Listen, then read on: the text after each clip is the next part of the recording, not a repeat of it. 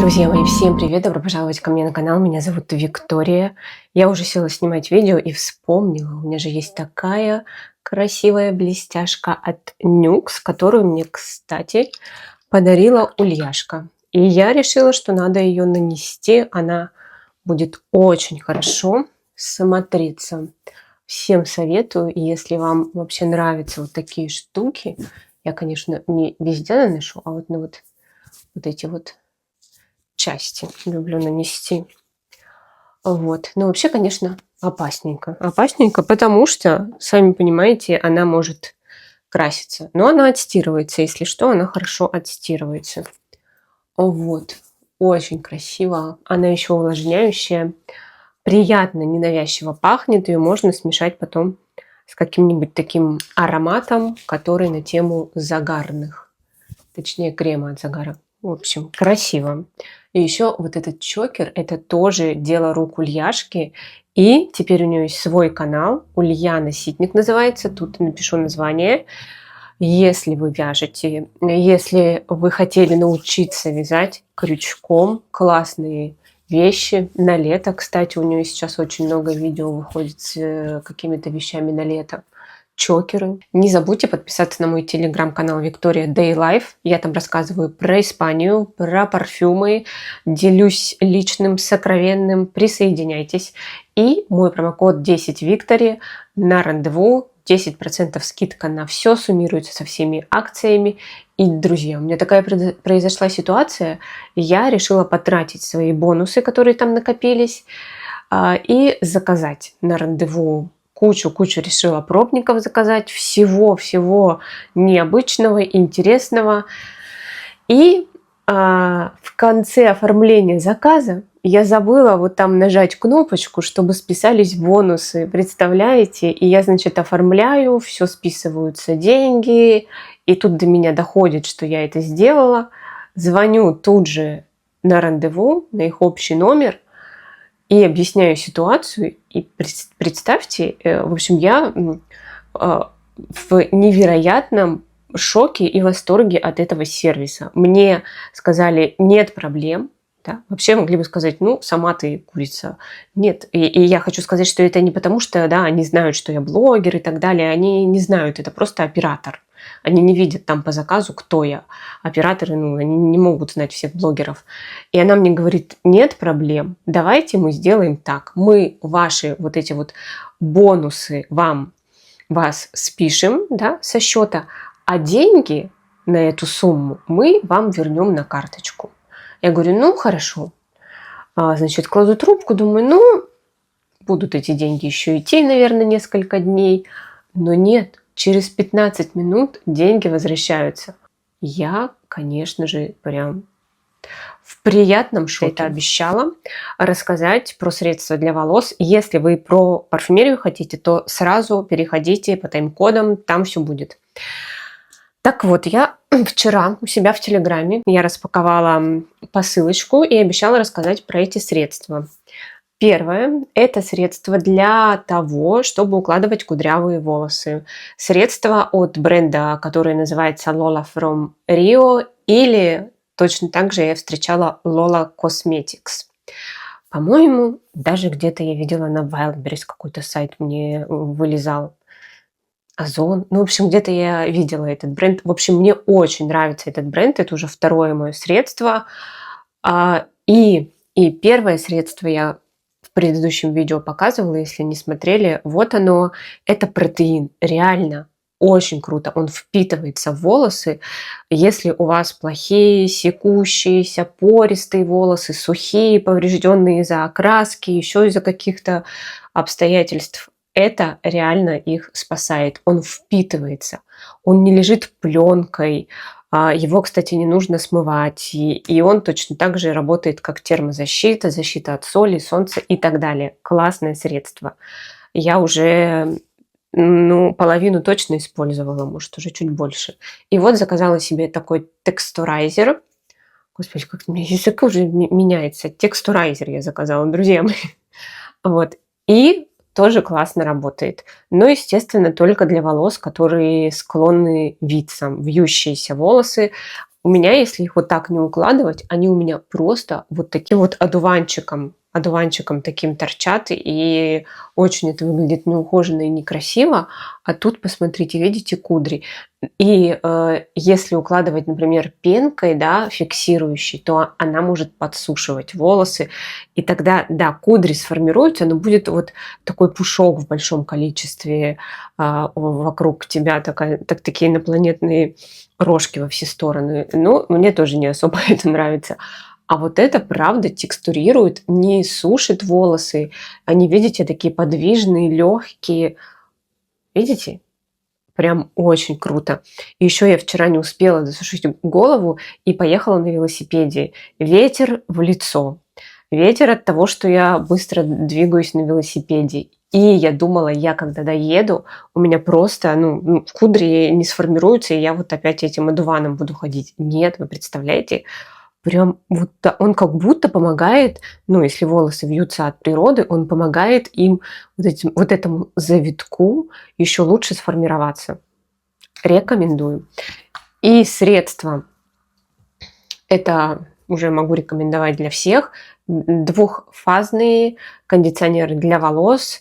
Его не надо смывать просто после мытья головы, или даже если вы сделали маску, да, но не наносили еще кондиционер, можно нанести его. У меня вот эта версия, я ее первый раз пробую, которая из серии Oro, золото, и мне тоже понравилась. Первая у меня какая-то другая, я не помню. В общем, честно говоря, прям кардинальной разницы я между ними не почувствовала, но они выполняют свою функцию, волосы более гладкие, не спутываются. В общем, мне понравилось. Тут написано, что он для всех типов волос. Он такой, тут не видно, но он двухфазный. Класс. Вообще мне Фанола очень нравится, этот бренд Фанолы итальянский. Он довольно-таки недорогой и считается профессиональной косметикой. И если найдете, то попробуйте что-то именно для вашего типа волос. Опять же, это для всех. Вот, друзья, давайте теперь приступим к парфюмерии. И первый аромат, о котором я хочу рассказать, от бренда Lancling. Вы посмотрите, сколько я его уже использовала. Так. Ой. Как вы знаете, у меня даже travel-версии не заканчиваются. Lancling – это вообще немецкий бренд. Случайно его нашла в Амстердаме и очень счастлива. У них много интересных ароматов. Мы купили на двоих с Ульяшкой 2 набора и разделили. Это такой свежий вариант на лето. Здесь есть османтус, здесь есть водоросли, но не пугайтесь. Это совершенно не неприятно звучащие водоросли. Они скорее придают такой, знаете, если вы гуляете по морскому берегу, но в холодное время года, то вот есть от моря какой-то такой аромат холодный, соленый, морской, ни с чем не спутаешь. И как будто вы гуляете по галечному пляжу, и вот галька, она пахнет вот этой солью. То есть еще внимание, небольшая доля минеральности, но не как в Ганимеде. Нет, это другое. Оно именно как-то очень природно пахнет. И вот это вот османтус, он тут не то, чтобы прям, знаете, персиковый, как в Good Girl или в каких-то других ароматах, где он именно персиком звучит. Нет, здесь он с легким оттенком персиковым. Здесь как будто чувствуется аромат зеленого чая, и даже как будто бы с жасмином, возможно, это вот османтус дает такую белоцветочность и одновременно фруктовость. Очень интересно. И знаете, с одной стороны, это кажется просто, когда вот его обоняешь, а с другой стороны, когда ты в этом аромате ходишь и чувствуешь все его грани, это необычно, это чувствуется, что это ниша, это очень красиво, это один из немногих акватических ароматов, который мне нравится. И в жару, да, он быстро слетает, захочется все время его обновлять. Но вот до 25 градусов он держится довольно-таки прилично, часа 4 точно продержится. На одежде может быть больше и на волосах. Если найдете, обязательно попробуйте этот бренд в принципе и вот этот аромат. И еще Сикуши. Попробуйте Сикуши номер 7. Это Эль Пасахеро номер 1. Я не сказала. Сикуши номер 7 тоже классный, но сейчас не о нем, сейчас о других просто ароматов для лета. Два аромата у меня от Penhaligon's, вот в таких вот миниатюрках. Это, кстати, у меня тут больше всего его уже нет. Это Луна. И это один из немногих зеленых и фужерных ароматов, который я могу носить. Ягода можжевельника. Здесь еще пихта там в базе или бальзам пихтовый. И кажется, что это все может звучать очень-очень так мозговыносяще для меня. Если бы я читала просто пирамиду, я бы в жизни к этому аромату не подошла. Но тут есть небольшой секрет. Здесь есть роза. И роза здесь не на первых ролях, не в главной роли, точнее, как обычно бывает. Она здесь придает этому аромату такую глубину, кремовость. Она как будто вот все это соединяет воедино, и это звучит больше как про косметику. Это звучит очень нежно, обволакивающе, очень красиво. Он, с одной стороны, холодный, правда, тут есть зеленые ноты, цитрусовые, но это роза, да, кремовая. Я бы сказала, что это скорее крем с ароматом розы. Он все это смягчает. Если у вас холодная кожа и вы не любите обычно фужеры, но хотите что-то такое свежее на лето, то присмотритесь вот к этому аромату. Это туалетная вода, поэтому, да, стойкость у него средняя, сразу скажу. И такого шлейфа, заполняющего комнату, тоже не будет. Но зато он довольно-таки универсальный, и можно его как утренний аромат использовать. То есть потом просто что-то потяжелее, да, какую-то тяжелую артиллерию достать к вечеру. И еще один аромат от Penhaligon's, очень красивый. Это The Favorite. Я вообще в восторге от флакона вот этого аромата. Он такой мимимишный, просто такой красивенький. Если бы я закончила вот эту миниатюру, я бы, наверное, его купила, потому что и аромат сам это прям моё. Это пудровый аромат с кислинкой. Здесь в верхних нотах есть цитрусы, поэтому он свежий. И в базе чувствуется мускус, по-моему, даже амброксан там есть. То есть он такой освежающий, но при этом он не будет очень быстро улетать. То есть он довольно стойкий. И небольшая такая зеленая нота, опять же, да, горькая зеленая нота, которая отлично освежает именно летом, даже, наверное, в жару. Еще один аромат, тоже свежий, тоже, можно сказать, зеленый и фужерный, один из немногих.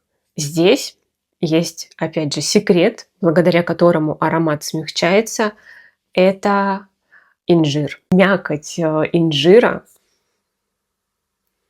И есть какой-то тоже такой кремовый косметический аспект, который делает аромат обволакивающим, мягким, нежным. Но при этом, да, тут есть и зеленые ноты, тут есть и цитрусовая часть, по-моему, здесь бергамот.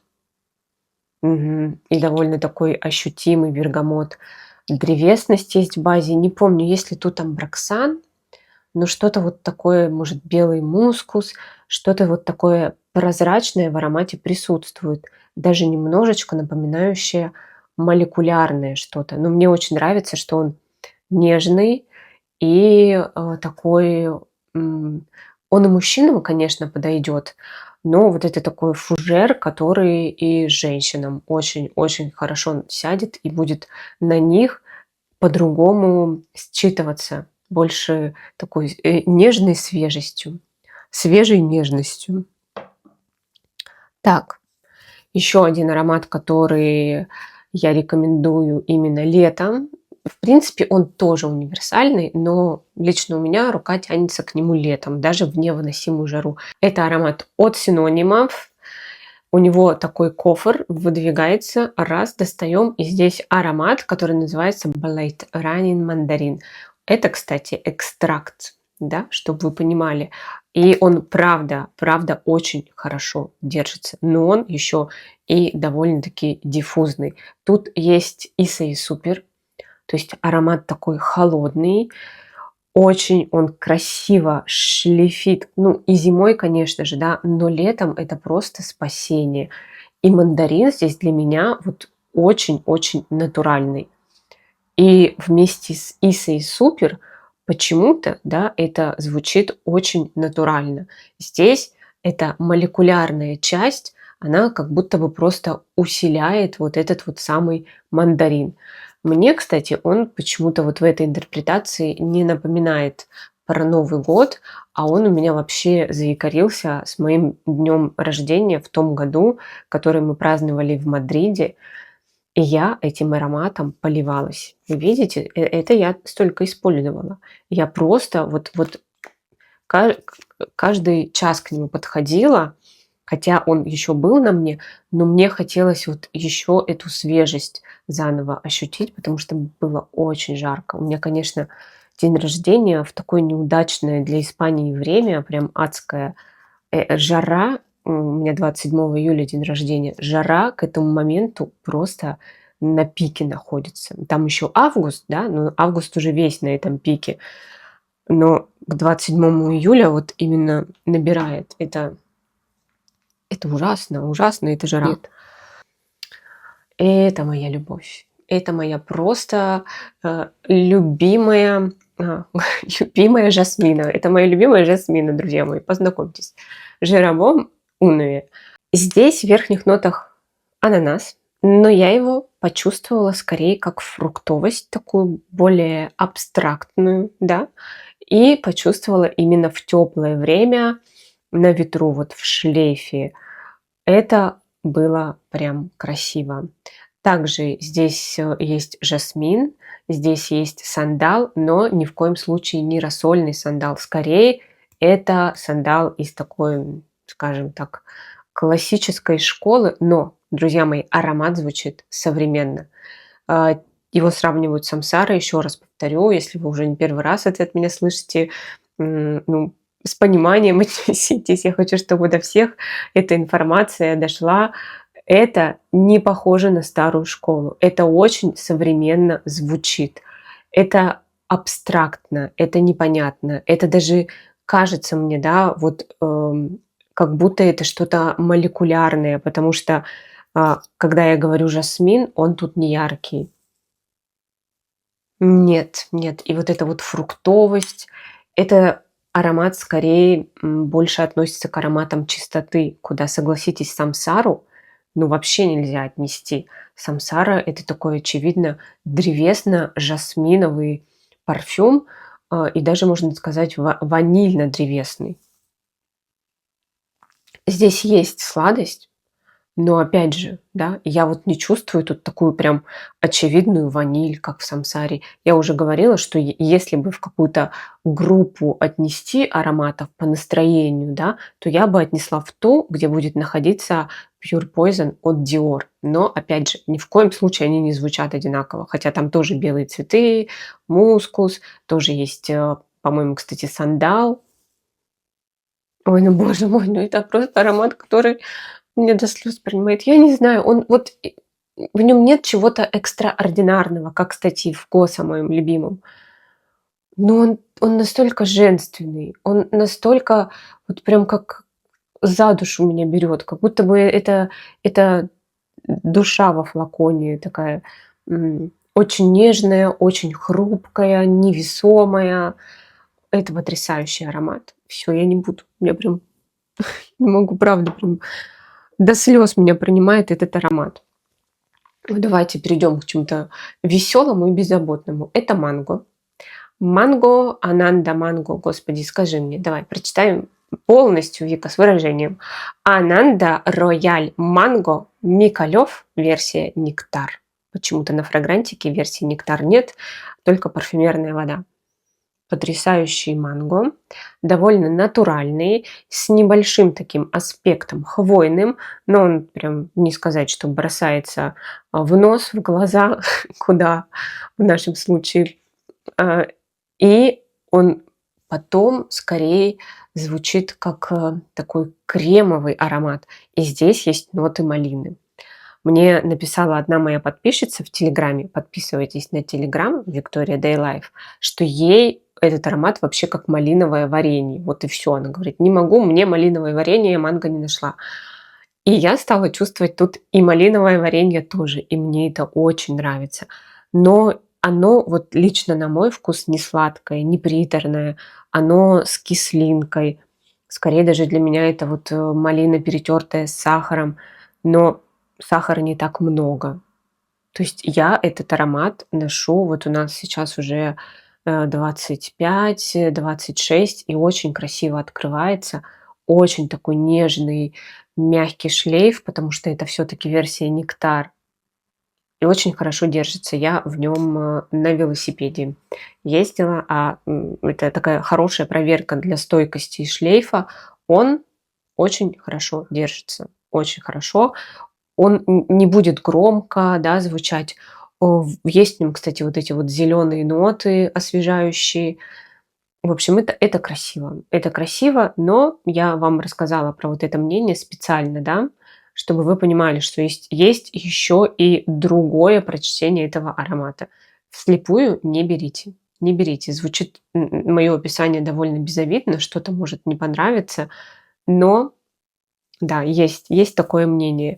Для меня просто это аромат вторая кожа, но с оттенками манго и малины. Но малины скорее, вот я говорю, уже с сахаром или варенье малиновое. Но вот кому-то это очень неприятно оказалось. Ну, бывает, да, у нас у всех разный нос. На мне я уверена, что этот шлейф очень красивый.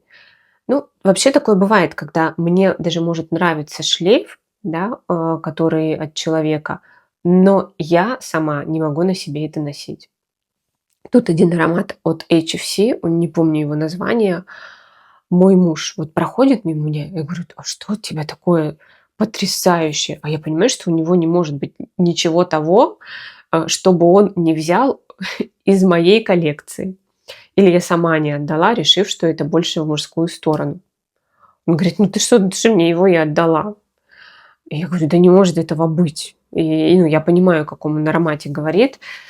Сейчас не вспомню его название.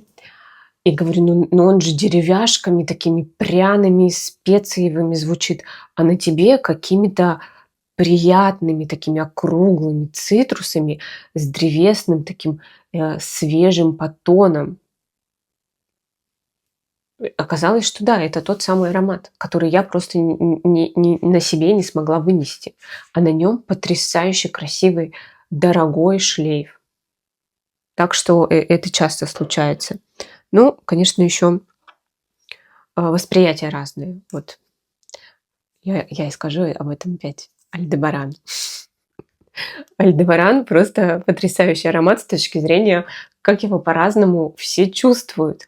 Я уже не думаю, что тут погода, климат, кожа. Я реально уверена, что это разный опыт жизненный, альфакторный и, соответственно, разные восприятия. Я набрала Альдебаран недавно в поисковике, и мне выдал он фрагрантику испанскую сначала.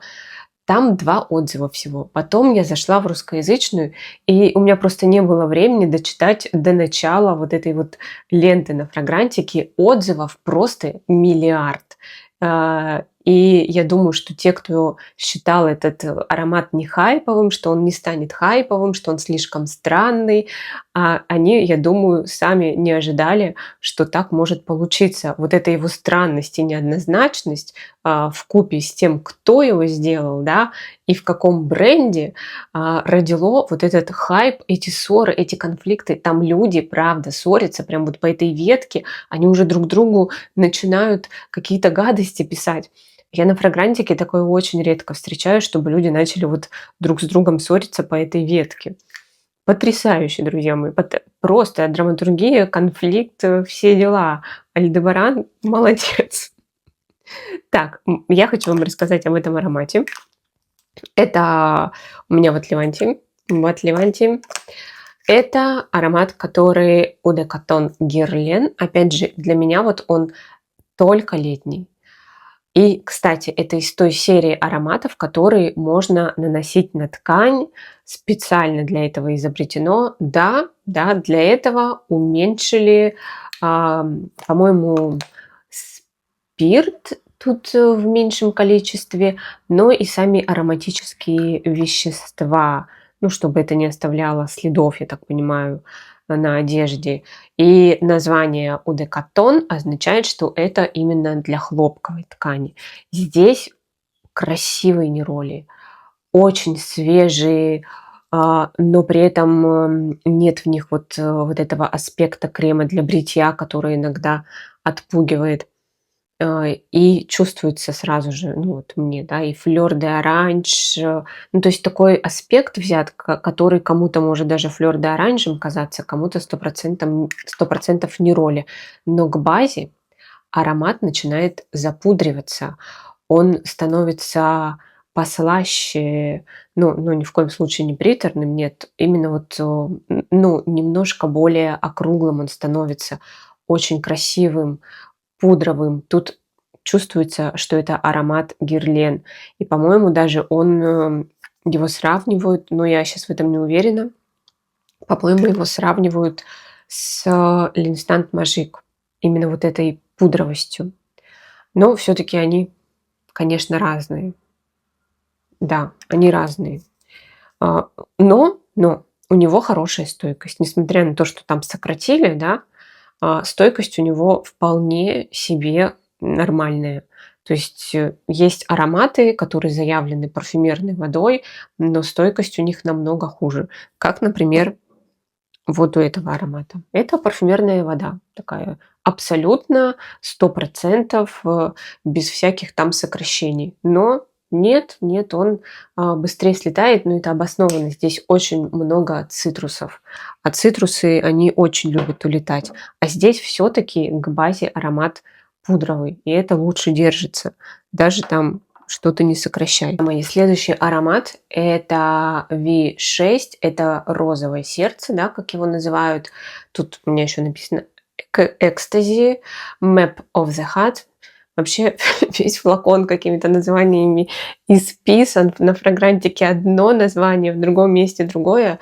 Ну, в общем, вы поняли, да? У него основной флакон, 100 миллилитров, по-моему, там, он выглядит как такое розовое сердце анатомическое. Это 30-очка. Но мне, кстати, этот флакон тоже нравится. Ну, как и тот.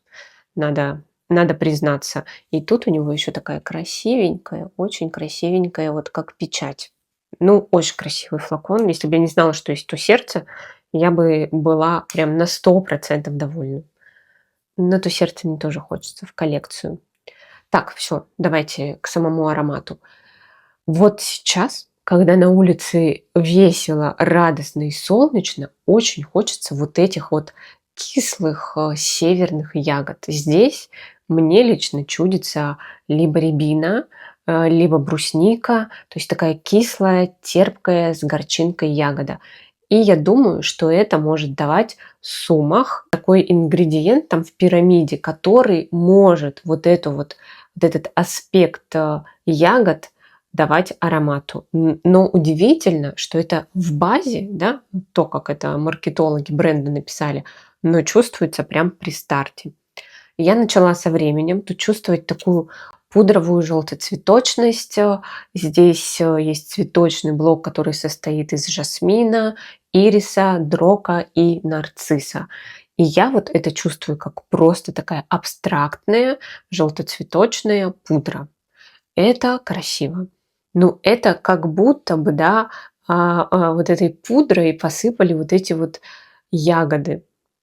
Немножечко она даже сладкая, эта пудра, но совсем чуть-чуть, прям совсем чуть-чуть. И в верхних нотах тут есть базилик, шисо и, по-моему, цитрус какой-то, не помню. Но сразу вас хочу успокоить, если вы боитесь таких нот, как базилик, например, да, я их боюсь, потому что если я их чувствую очень-очень сильно, мне это не нравится. Я себя чувствую салатом в этом аромате, и это сразу для меня нет. Здесь он, ну, я не знаю, зачем его написали, но он не чувствуется. Скорее дает какую-то оттенок какой-то зелени, да, но отдельно базилик, слава богу, не чувствуется. Нет. Скорее всего, да, он дает, может, усиливает какую-то другую ноту, но сам отдельно он здесь не маячит. Это аромат 2025 года. Его, скорее всего, где-то до 25 градусов, ну, до 23-25. Для Испании это чисто весенний аромат, потому что когда у нас начинается лето, у нас жарко, он будет слетать, он будет непонятным, невнятным.